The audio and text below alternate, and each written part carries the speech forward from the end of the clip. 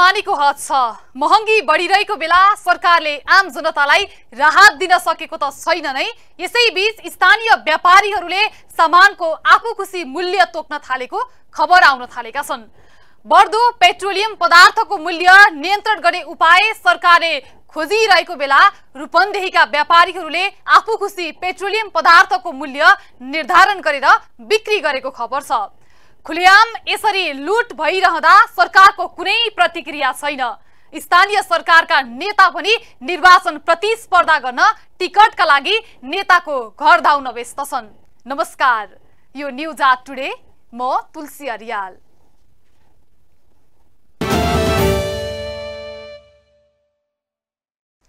सुस्त नै भए पनि निर्वाचनको माहौल देखिन थालेको छ। निर्वाचन प्रतिस्पर्धाका आकांक्षी टिकटका लागि नेताको घरमा लाम लागेका छन् भने टिकट पाइहाले जनता रिजाएर आफूलाई भोट हाल्ने बनाउन जनताको घर दैलो पनि धाउँदैछन्। जनता फेरि एकपटक घर घरमा नेता आएको देखेर उनीहरूले विगतका पूरा नभएका प्रतिबद्धताबारे जवाफ मागिरहेका छन्। यसैबीच राजनीतिक दलहरूकै शीर्ष नेता भने चुनाव हुनेमा आशंका गर्दैछन्। चुनावको समय अब सुरु भइसकेको छ। वैशाखको 30 गते चुनाव हुने भनेर निर्वाचन आयोगले हिजो आचार संहिताको कुरा पनि अगाडि सारेको छ। समस्या त छ। जेठको 5 गते पहिलो चुनाव भएको थियो, असारको 5 गते अर्को 15 गते चुनाव भएको थियो, असोजको पहिलो हप्तामा चुनाव भएको थियो 7 गते। असोजमा चुनाव भएका मान्छेहरूको 5 वर्ष पुगेको छैन। असोजमा 5 वर्ष पुगेको समय पुगेको छैन। त्यसको जवाब कसले दिने? त्यस हुनाले त कानुनमा त्रुटि छ, संवैधानिक उनीहरूको अधिकारको हरण भएको छ। त्यस हुनाले यो चुनावले असोज महिनामा 5 वर्ष पुग्नेहरू तिनीहरूको भावनाको विपुच्छमा निर्णय गरेको छ भन्ने कुराहरू उठिरहेको छ। भोलि जे होला होला, अहिले हामी तयारीमा जुटौँ। सत्ता साझेदार दलकै शीर्ष नेताले यसरी चुनाव हुनेमा आशंका व्यक्त गर्दा स्थानीय तहको निर्वाचन तोकिएकै समयमा होला या पछाडि धकेला सबै अन्योलमा छन्। नेकपा एकीकृत समाजवादीका अध्यक्ष माधव कुमार नेपालको यो अभिव्यक्तिले पनि तोकिएकै मितिमा चुनाव हुनेमा थप शंका थपिदिएको छ। सरकारले आगामी वैशाख 30 गते स्थानीय तहको निर्वाचन तोकेको छ। निर्वाचनको मिति नजिकिएसँगै चुनाव सर्ने छनक र हल्ला भने अझै चल्न छाडेको छैन। जति जति निर्वाचनको मिति नजिकिँदै छ, पछिल्लो समय गठबन्धनका नेताले नै निर्वाचन समयमा हुनेमा आशंका व्यक्त गर्न थालेपछि निर्वाचन समयमै हुनेमा प्रश्न उठ्न थालेको हो। 2079 को असोजमा मात्रै 5 वर्ष कार्यकाल पूरा हुने जनप्रतिनिधिहरूको संवैधानिक अधिकार हरण भएको भन्दै त्यस्तो संकेत गरेका हुन्। शीर्ष तहका नेताबाटै यस्तो अभिव्यक्ति आउँदा साँच्चै निर्वाचन सर्ने पो हो कि भन्ने लाग्नु स्वाभाविक पनि छ। तर निर्वाचन आयोगले चुनावको लागि गरिरहेको तीव्र तयारी हेर्दा निर्वाचन तोकिएकै मितिमा हुन्छ जस्तो पनि देखिन्छ। यता प्रमुख प्रतिपक्षी दल नेकपा एमालेका शीर्ष नेताहरूको केही अभिव्यक्ति सुन्दा पनि चुनाव सर्ने छनक हुन्छ। एमाले नेताले पनि बेला बेला सत्ता गठबन्धनले चुनाव सार्ने मेसो गर्दैछ भनेर सार्वजनिक कार्यक्रममै बताउने गरेका छन्। एमालेका केही नेताले अदालतलाई प्रयोग गरेर सत्ता गठबन्धनले भित्रभित्रै चुनाव सार्ने षड्यन्त्र गरिरहेको पनि बताउने गरेका छन्। भाग्ने उम्किने ठाउँ छ भने खोजे हुन्छ। संघीय र प्रदेशमा पनि हामीले आगामी निर्वाचनमा बहुमत प्राप्त गर्नेछौँ। यो गठबन्धन तोडेर होइन, गठबन्धन कायमै राखेर गठबन्धनसँग लडेर हामी बहुमत प्राप्त गर्छौँ भन्ने कुरा म अहिले नै भनिदिन चाहन्छु। फेरि पनि कुनै उपाय छ भने, तर निर्वाचनबाट हामी कसैलाई भाग्न पनि दिँदैनौँ। र निर्वाचनलाई अबका निर्वाचन बत्ती निभाएर जित्ने, मतपत्र च्यातेर जित्ने, सपना नदेखे हुन्छ, कल्पना कसैले नगरे हुन्छ, त्यो पनि भन्दिन चाहन्छु। जिम्मेवार एवं शीर्ष नेताले नै किन बेला बेला चुनाव सर्ने संकेत गर्दैछन्? चुनावको मिति नजिकिँदा पनि उनीहरू किन प्रचार प्रसारमा खासै तातिएका छैनन्? उम्मेदवार कसलाई उठाउने अझै किन निर्क्योल गर्न सकिरहेका छैनन्? यी सबै फितलो तयारीको पछाडि रहस्य के हुन सक्ला? केहीले भन्छन् सरकार आफैले चुनाव नसारे पनि सर्वोच्चको सहायतामा सरकार चुनाव सार्ने ध्यानमा छ। यता आशंका किन बढ्दैछन्? एक पटक हामी 1 महिना अगाडि सर्वोच्चमा दायर रिटतर्फ फर्किनै पर्छ। सर्वोच्च अदालतमा एउटा विचाराधीन मुद्दा छ। त्यही विचाराधीन मुद्दाले पनि यस आशंकालाई थप बलियो बनाएको छ। नेपालको संविधानले जनप्रतिनिधिको अवधि 5 वर्षको हुने भनेको बताउँदै महोत्तरीको भङ्गाहा नगरपालिकाका मेयर सञ्जीव कुमार शाहले गत फागुन 5 गते सर्वोच्च अदालतमा एउटा रिट दायर गरेका थिए। उक्त रिटमा संवैधानिक व्यवस्था अनुसार जनप्रतिनिधिको अवधि 5 वर्षको हुने व्यवस्था रहेको, तर आफूहरू तेस्रो चरणमा अर्थात् 2074 असोज 2 गतेको निर्वाचनबाट निर्वाचित भएकाले सोही अवधिसम्म काम गर्न पाउनुपर्ने माग गरिएको छ। रिट निवेदनमा तत्काल निर्वाचनको कार्यक्रम स्थगन गर्नका लागि नेपाल सरकार, प्रधानमन्त्री तथा मन्त्री परिषदको कार्यालय र निर्वाचन आयोगलाई विपक्षी बनाइएको छ। उक्त रिट निवेदन गत फागुन 11 गते न्यायाधीश विश्वम्भर प्रसाद श्रेष्ठको एकल इजलासमा परि विपक्षीहरूका नाममा कारण देखाउ आदेश जारी भएको थियो। यद्यपि अदालतले अन्तरिम आदेश दिन अस्वीकार गरेसँगै निर्वाचनको कार्यक्रम नियमित रूपमा अगाडि बढिरहेको छ। मेयर शाहले पेश गरेको सो मुद्दाको पेशी त्यसपछि तोकिएको छैन। उक्त मुद्दाको पेशी नतोकिए पनि साधारण तारिखका लागि शाहलाई वैशाख 2 गतेको म्याद दिएको छ। त्यही मुद्दालाई देखाएर पनि कतिपयले स्थानीय तहको निर्वाचन तोकिएकै समयमा हुनेमा आशंका व्यक्त गरिरहेका छन्। यता निर्वाचन आयोग भने तोकिएकै समयमा निर्वाचन हुने भन्दै आन्तरिक तयारीमा जुटेको छ। सरकारले वैशाख 30 मा स्थानीय निर्वाचनको मिति तोके पनि सरकार नै समयमा निर्वाचन नगराउने खेलोमा लागेको हो कि भन्ने आशंका पनि उत्पन्न गराएको छ। राजनीतिक दल तथा नेताहरू चुनाव केन्द्रित गतिविधिमा व्यस्त भएका छन्। सरकारले पनि हालसम्म निर्वाचन बारे मुख खोलेको छैन। प्रधानमन्त्री तथा कांग्रेस सभापति शेरबहादुर देउबा तोकिएकै मितिमा निर्वाचन हुने सबैलाई विश्वास दिलाउँदै आएका छन्। तर गठबन्धनका जिम्मेवार नेताबाट निर्वाचन बारे यस्तो अभिव्यक्ति आउनुले सरकार पनि निर्वाचन सार्ने प्रपञ्चमा छ कि भन्ने आशंका हुन थालेको छ। स्थानीय तहमा छिटो भन्दा छिटो नयाँ जनप्रतिनिधि आएर काम गर्नु आवश्यक रहेको छ। स्थानीय सरकारको ठूलो महत्व छ। जनतासँग दिनहु प्रत्यक्ष सम्बन्ध राख्ने भनेकै स्थानीय सरकार हो। विकास निर्माणका काम मात्र होइन, संकट आइपर्दा सबैभन्दा पहिला परिचालित हुने पनि स्थानीय सरकार नै हो। यो लोकतन्त्रको पहिलो खुट्किला हो। लोकतन्त्र बलियो पार्न यसले आधार तयार पार्छ, नेतृत्व निर्माणमा सघाउ पुर्याउँछ। राजनीतिक शिक्षा र लोकतन्त्रको पाठशाला हो स्थानीय सरकार। स्थानीय जनप्रतिनिधिले कोरोना महामारीका बेला जनतासँग प्रत्यक्ष सम्पर्क रहेर काम गरे, जनताप्रति उत्तरदायी भएर काम गरे। कोरोना, भूकम्प जस्ता विपदका बेला स्थानीय सरकार हुनु र नहुनुमा ठूलो फरक देखियो। केही अपवाद होलान्, तर आम रूपमा महामारीका बेला स्थानीय सरकारले राम्रो काम गरे। जनतासँग प्रत्यक्ष जोडिएको स्थानीय सरकारको निर्वाचन समयमै गराएर नयाँ जनप्रतिनिधि आउनु भनेको लोकतन्त्रलाई संस्थागत हुने अवसर प्रदान गर्नु र लोकतान्त्रिक संस्कारलाई पनि गति दिनु हो। लोकतन्त्र प्राण भनेकै निर्वाचन हो। समय समयमा हुने आवधिक निर्वाचनले लोकतन्त्र परिपक्व र दरिलो हुँदै जान्छ। अहिले मुलुकभरि नै चुनावको माहौल सुरु भएको छ। राजनीतिक दल र नेताहरू निर्वाचनको प्रचार प्रसारका लागि भन्दै गाउँ गाउँमा पसेका छन्। राजनीतिक विश्लेषकका अनुसार नेकपा एमाले निर्वाचनको पक्षमा रहेकाले देशभरि प्रचार प्रसारको माहौल सिर्जना गरिरहेको छ।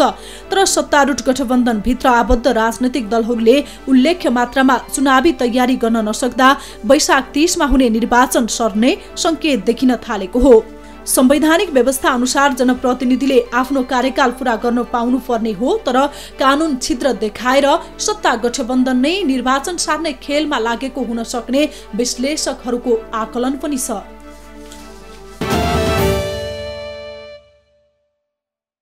चुनाव हुनेमा आशंका गरिनुको एउटा कारण हो दलहरूले मनोनयनको 13 दिन अघिसम्म पनि आफ्ना उम्मेदवारको टुङ्गो लगाउन नसक्नु। उम्मेदवारी चयनमा दलहरूको ढिलासुस्ती अनि उम्मेदवार बन्न चाहनेहरूको कम उत्साहले पनि निर्वाचन समयमै हुनेमा शंका उत्पन्न भएको हो। तर निर्वाचन आयोगको तयारी हेर्दा भने निर्वाचन सर्ने कुनै संकेत देखिँदैन। यस्तोमा आफ्नो दलको उम्मेदवार चयन गर्न नेताहरूलाई निकै सकस परेको छ, विशेष गरी सँगै चुनाव लड्ने चाहना राखेको सत्ता गठबन्धनलाई। प्रमुख प्रतिपक्षी दल नेकपा एमाले देशभरिबाट उम्मेदवार चयनलाई तीव्रता दिँदा सत्तारूढ गठबन्धनलाई उम्मेदवार चयन गर्न सकस भएको छ। त्यसै बहानामा सत्तारूढ गठबन्धनले निर्वाचन पछाडि धकेल्न खोजेको त होइन भन्ने शंका पनि उत्तिकै उत्पन्न गराएको छ। स्थानीय चुनावमा गठबन्धन गरेर जाने सहमति भए पनि कहाँ कसरी तालमेल गर्ने भन्ने विषयमा गठबन्धन दलहरूबीच विवाद छ। पालिकामा 5 दलको मतभारको अवस्था, गठबन्धन गर्नुपर्ने या नपर्ने लगायत विषयको जानकारी सहितको प्रतिवेदन पठाउन केन्द्रले निर्देशन दिए पनि तल्ला तहबाट प्रतिवेदन आइ नसकेको गठबन्धनका नेताहरूले बताएका छन्। केही जिल्लामा तालमेलबारे छलफल भए पनि कतिपय ठाउँमा छलफल हुन सकेको छैन। गठबन्धनबाट पालिकामा कुन दलको को उम्मेदवार बन्ने भन्ने बारे विवाद छ। प्रदेश र जिल्लामा सहमति कायम गरेर केन्द्रमा उम्मेदवारको नाम पठाउने म्याद यही चैत 30 गतेसम्म थप गरिएको छ। तल्लो तहबाट उम्मेदवार सिफारिस भएर नआएपछि सोमबार बसेको गठबन्धनको बैठक बिना निष्कर्ष सकिएको छ। बैठकमा स्थानीय निर्वाचनलाई कसरी सफलतापूर्वक सम्पन्न गर्ने र स्थानीय निर्वाचनमा 5 दलको गठबन्धनद्वारा समर्थित उम्मेदवारहरूलाई कसरी विजय गराउने यिनै बारेमा बृहत रूपमा छलफल भएको छ। प्रधानमन्त्री एवं नेपाली कांग्रेसका सभापति शेरबहादुर देउवाको अध्यक्षतामा बसेको सत्तारूढ 5 दलीय गठबन्धन बैठक कर्मकाण्डीमै सीमित बन्यो। बैठकमा आपसी सहकार्य र परस्पर सहयोगको भावनाले चुनावी तालमेल गर्ने अपील जारी गर्ने बाहेक केही नयाँ निर्णय हुन सकेन। उम्मेदवार छिनोफानो गर्नका लागि मंगलबारको बैठकलाई निर्णयार्थ बैठक मानिएको छ। मंगलबारको बैठक पनि यस्तै कर्मकाण्डीका रूपमा सीमित बन्ने हो वा केही नयाँ निर्णय हुन्छ त्यो थाहा पाउन भने हामीले मंगलबारसम्म धैर्य गर्नै पर्छ। गठबन्धन बीच स्थानीय तहमा भागबण्डाको विषय मिल्न सकेको छैन। त्यसैले पनि पटक पटक बसेका गठबन्धनको बैठक यसरी औपचारिकतामै सीमित बनेका छन्। गठबन्धनका अरू दलले कांग्रेसलाई 6 मध्ये 3वटा महानगरपालिकाको नेतृत्व लिन प्रस्ताव गरेका छन्। नेकपा माओवादी केन्द्र, नेकपा एकीकृत समाजवादी र जनता समाजवादी पार्टीले कांग्रेसलाई काठमाडौँ, ललितपुर र विराटनगर महानगरपालिकाको मेयर लिन तथा भरतपुर, पोखरा र वीरगञ्ज महानगर छाड्न प्रस्ताव गरेका छन्। माओवादीले 2074 सालको चुनावमा जुन पार्टीले नेतृत्वमा जितेको छ यस पटक पनि त्यही दलले नेतृत्व लिने र एमालेले जितेको पालिकामा भागबण्डा गर्ने प्रस्ताव गरेको छ। गठबन्धन भित्र चुनावी भागबण्डाको विषय पेचिलो बन्दै जाँदा यसले निर्वाचनको मितिलाई पनि असर पार्ने देखिन्छ।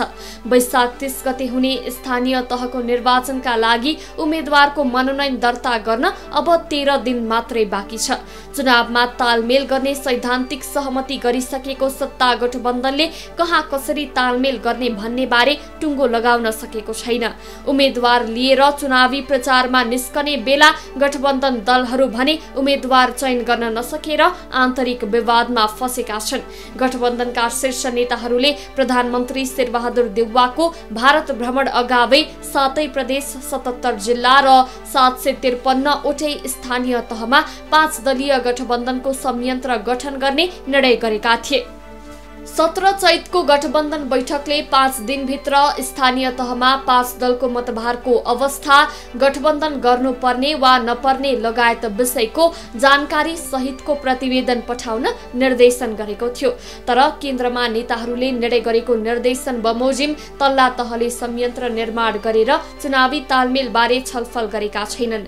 कतिपय ठाउँमा तालमेलको तयारी गर्न नै चाहेका छैनन्। चुनावी तालमेलको टड्कारो आवश्यकता महसुस गरेका करिब 2 दर्जन जिल्लाले मात्रै अहिले औपचारिक रूपमा संयन्त्र निर्माण गरेर त्यसबारे छलफल र केन्द्रलाई रिपोर्टिङ गरेका छन्।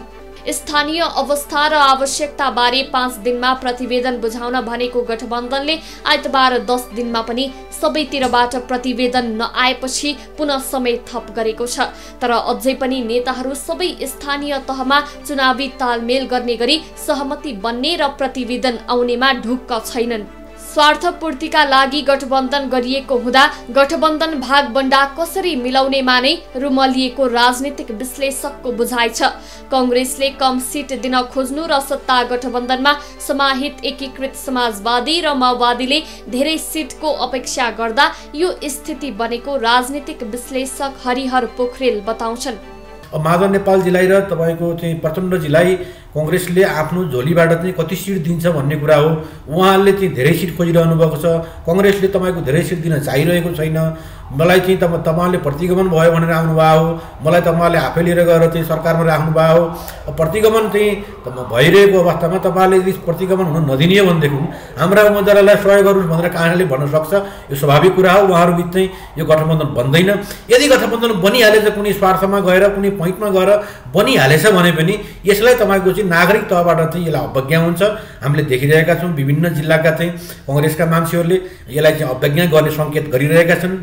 शीर्ष नेताहरूले गठबन्धनको मोडालिटी बनाउन कांग्रेस वरिष्ठ नेता रामचन्द्र पौडेलको संयोजकत्वमा चुनावी तयारी परिचालन तथा अनुगमन समिति गठन गरेका थिए। सो समितिमा रहेका 5 दलका दोस्रो तहका नेताहरू गठबन्धनको मोडालिटी बनाउन निरन्तर औपचारिक र अनौपचारिक छलफलमा छन्। तर उम्मेदवारको मनोनयन गर्ने दिन नजिकिदासम्म दलहरूले चुनावी तालमेलको खाका कोर्न सकेका छैनन्। स्थानीय तहमा को उम्मेदवार बन्ने भन्ने रस्सा छ। दलका नेता कार्यकर्ता चुनावमा कस्तो मुद्दा लिएर प्रतिस्पर्धामा जाने भन्दा पनि चुनावमा गठबन्धन गर्ने वा नगर्ने भन्ने बहसमा केन्द्रित देखिन्छन्।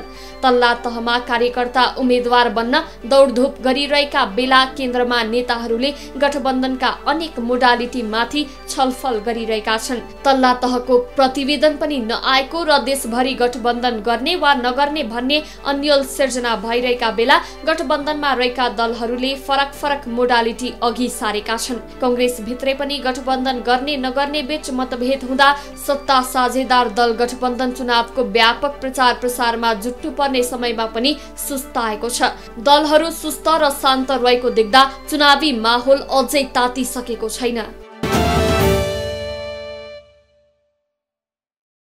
निर्वाचन आयोगले आफ्नो तयारी पूरा गरिसकेको छ। आयोगको भनाइ छ अब कुनै पनि हालतमा निर्वाचन सर्न सक्दैन। तर कानुन पेशको अघि आयोगको केही लाग्दैन। जसो भए पनि तयारी पूरा गरेर निर्धारित समयमा निर्वाचन गराउन तयार भएर बस्नु आयोगको दायित्व नै हो र यसै अनुरूप निर्वाचन आयोगले काम गरिरहेको छ। आयोगको तयारी अनुसार अब उम्मेदवार मनोनयनको मिति मात्र 13 दिनमा आइहाल्छ। तयार भएर बस्ने जिम्मा दलहरूको हो।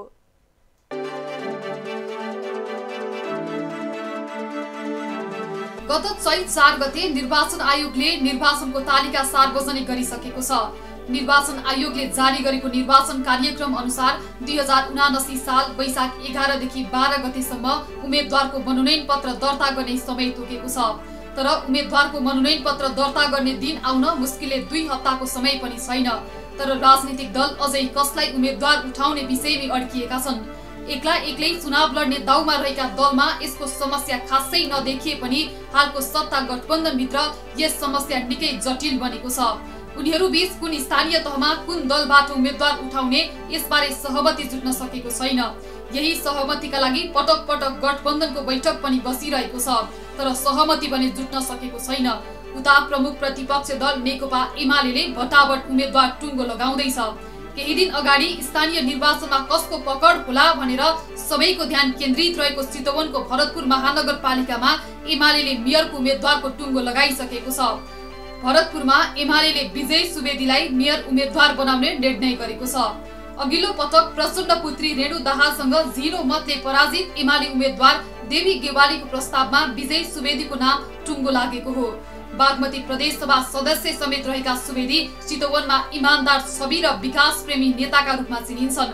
यस्तै अन्य साना राजनीतिक दलले पनि स्थानीय तहमा कसलाई उम्मेदवारी दिने भटाभट उम्मेदवार छनौटमा व्यस्त छन्। आगामी स्थानीय तह निर्वाचनमा काठमाडौँ महानगरपालिकाको मेयर र उपमेयरका लागि विवेकशील साझा पार्टीले 2 उम्मेदवार छनौट गर्ने निर्णय गरिसकेको छ। साझाले मेयरमा समीक्षा बास्कोटा र उपमेयरमा कीर्ति तुलाधरलाई उम्मेदवार बनाउने निर्णय गरेको हो। तर सत्ता गठबन्धनमा अझै तालमेल सहित निर्वाचनमा जाने र एक्लै निर्वाचनमा होमिने भन्ने कांग्रेसभित्र विवाद हुँदा पनि उम्मेदवार छनौट सकस बनेको छ। निर्वाचन आयोगले सार्वजनिक गरेको तालिका अनुसार वैशाख 11 र 12 गते उम्मेदवारी दर्ता हुनेछ। त्यस्तै वैशाख 13 गते उम्मेदवारको विरोधमा उजुरी दिने, वैशाख 14 र 15 गते मनोनयन पत्र जाँच गर्ने तथा उजुरी उप जाँचबुझ गरी निर्णय गर्नेछ। वैशाख 15 गते मनोनयन भएको उम्मेदवारको नामावली प्रकाशन गर्ने, वैशाख 16 गते उम्मेदवारले नाम फिर्ता लिने र उम्मेदवारको अन्तिम नामावली प्रकाशन गर्ने तथा वैशाख 17 गते उम्मेदवारलाई निर्वाचन चिन्ह प्रदान गर्ने कार्यक्रम रहेको छ। वैशाख 30 गते हुन गइरहेको स्थानीय तहको निर्वाचनको लागि आज आयोगले निर्वाचन कार्यक्रम निर्णय गरेर प्रकाशित गरेको छ। यसमा 11 र 12 गते मनोनयन दर्ताको लागि 2 दिनको टाइम दिएको छ। स्थानीय तहमा धेरै सङ्ख्यामा मनोनयन हुने, धेरै पदाधिकारी हुने भएकोले भिडभाड नहोस् भन्ने हिसाबले 2 दिनको मनोनयनको लागि समय दिएको छ। 12 गते नै त्यसको सूची प्रकाशन गर्छ मनोनयन गर्नेहरूको र 13 गते दाबी विरोध उम्मेदवारमा कसैको दाबी विरोध छ, उहाँ योग्य हुनुहुन्न भन्ने छ भने दाबी विरोधको लागि टाइम दिएको छ।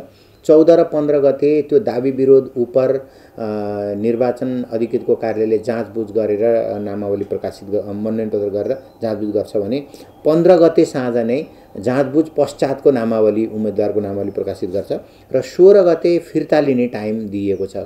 कुनै उम्मेदवारले आफ्नो मनोनयन फिर्ता लिन चाहनुभयो भने 16 गते फिर्ता हुन्छ र 16 गते नै त्यो फिर्ता समेतलाई जाँचबुझ अध्ययन गरेर नामावली प्रकाशित हुन्छ र 17 गते निर्वाचन चिन्ह प्रदान गरिन्छ। केही राजनीतिक दलमा चुनाव चिन्हकै विषयलाई लिएर विवाद छ। विशेष गरी राप्रपा र राप्रपा नेपालमा चुनाव चिन्हको विषयलाई लिएर विवाद चरम उत्कर्षमा छ। राप्रपाका पूर्व अध्यक्ष कमल थापा हाल राप्रपा नेपाल पार्टीबाट चुनाव लड्दैछन्। उनले यसअघिको पार्टी राप्रपाको चुनाव चिन्ह आफूले पाउनुपर्ने दाबी सहित निर्वाचन आयोग पुगेका थिए, तर उक्त निर्वाचन चिन्ह राप्रपालाई नै प्रदान गरियो र दल दर्ताको रूपमा निर्वाचन आयोगले कमल थापा नेतृत्वको राप्रपा नेपाललाई तीर चुनाव चिन्ह प्रदान गर्यो। राप्रपा नेपाललाई निर्वाचन आयोगले दिएको उक्त चिन्ह चुनाव चिन्ह नभएर दल दर्ताको चिन्ह हो। स्थानीय तहको निर्वाचनमा सहभागी हुने राष्ट्रिय दल बाहेक अन्य दललाई भने स्थानीय तह निर्वाचन प्रयोजनका लागि कुन निर्वाचन चिन्ह उपलब्ध गराउने भन्ने निर्णय अझै भएको छैन। राष्ट्रिय दल नहुँदा निर्वाचन प्रयोजनका लागि चुनाव चिन्ह वितरण गर्दा राप्रपा नेपालको तीर खोसिन सक्छ। सायद यही भेउ पाएर हुन सक्छ राप्रपा नेपाल अध्यक्ष कमल थापाले स्थानीय चुनावमा एमालेको चुनाव चिन्ह सहित जान इच्छुक रहेको पनि बताउने गरेको। यदि सम्भव भयो भने राजनीतिक, कानुनी र व्यवहारिक रूपमा सम्भव भयो भने र त्यस्तै किसिमको समझदारी कायम हुन सक्यो भने हामीले नेकपा एमालेसँग सहकार्य र तालमेल गरेर जाने भएको हुँदा साझा चुनाव चिन्हबाट चुनाव लड्ने बारेमा निर्णय गर्नको निमित्त केन्द्रीय समितिले म लगायत पदाधिकारी साथीहरूलाई जिम्मेवारी दिएको छ। त्यसर्थ कानुनी रूपमा, राजनीतिक रूपमा र व्यवहारिक रूपमा सम्भव हुन गयो भने हामी आगामी स्थानीय चुनावमा नेकपा एमालेकै चुनाव चिन्ह सूर्य लिएर उठ्न सक्ने सम्भावनाका बारेमा समेत आज म पत्रकार साथीहरूलाई जानकारी गराउन चाहन्छु। यसले पनि राजनीतिक दलमा को कुन चुनाव चिन्ह सहित निर्वाचनमा घुमिने अझै अन्यल छ। निर्वाचनको 48 घण्टा अघि अर्थात् वैशाख 27 गते मध्यरातिदेखि मौन अवधि लागू हुनेछ। मौन अवधिभर उम्मेदवारले कतै पनि भोटका लागि प्रचार गर्न पाउने छैनन्। उनीहरूले न त सामाजिक सञ्जालमा भोटका लागि अपिल गर्न पाउने छन् भने न त सञ्चार माध्यममा नै। मौन अवधिका समयमा कुनै पनि राजनीतिक दल या उम्मेदवारले जुलुस निकाल्न र नारा लगाउन पाउने छैनन्। कुनै पनि राजनीतिक दल वा सोसँग आबद्ध संस्थाको झण्डा, निर्वाचन चिन्ह र अन्य कुनै पनि सामग्री प्रदर्शन गर्न पाइने छैन। यस्तै निर्वाचन प्रचार हुने कुनै पनि कार्य गर्न र गराउन तथा मतदाताहरूलाई मतदान गर्नका लागि डर, धाक धम्की दिने वा अन्य कुनै पनि किसिमले प्रभावित पार्न तथा मतदान गर्नबाट वञ्चित हुने गरी कुनै अवरोध गर्न पाइने छैन। यस्तै आम सञ्चार माध्यमले पनि निर्वाचन आयोगले प्रवाह गरेको सूचना तथा समाचार सम्प्रेषण, प्रकाशन र प्रसारण गर्न गराउन पाउने छैन। मौन अवधिको 28 घण्टापछि वैशाख 30 गते बिहान 7 बजेदेखि साँझ 5 बजेसम्म मतदान हुनेछ।